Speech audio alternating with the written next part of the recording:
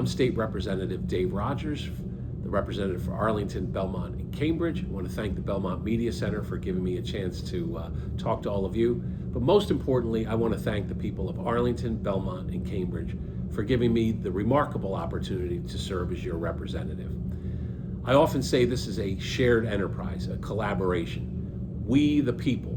And of anything I've been able to accomplish in this job, it's because of my collaborations with so many of you and the relationships I've built in the community.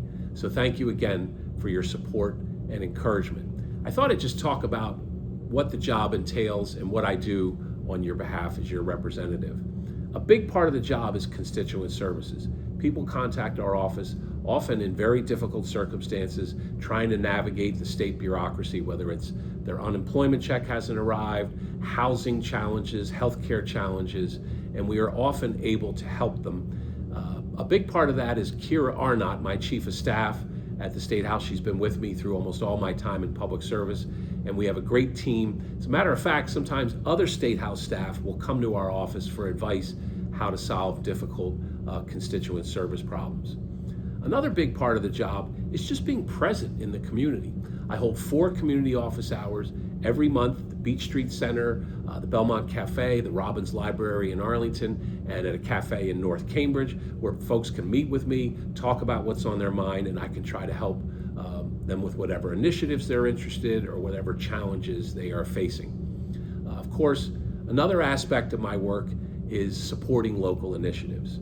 So for instance, the new rink, the new library, the new high school in Belmont. Local leaders came to me, many of you, and said, Dave, will you get involved? Will you help us push for the creation of these projects? So I did. I endorsed the projects. I went door to door, talking to folks, encouraging them to support it. So that's another example of how I can use the office to be of service to people. And I think Belmont is infinitely better off because those new projects have succeeded. Another big thing that I do is getting money for Arlington, Belmont, and Cambridge in the state budget. And I've had great success doing that, collaborating with many of you. Again, recently, Chair of the School Committee, Meg Moriarty, and the Superintendent of Schools, Jill Geiser, said we want to launch a new position, the Career Pathways position at Belmont High School.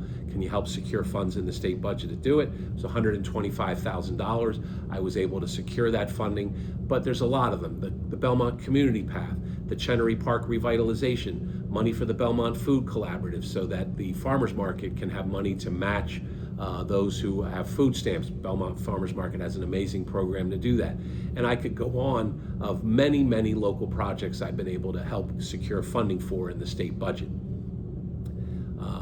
Beyond those things, of course, though, is our statewide initiatives in the state budget and state legislation. And right now, our state legislature is one of the critical first lines of defense against the malevolent, incompetent, and corrupt Trump administration. And let me give you an example of some things I've been able to do pushing back against what we're seeing from Washington.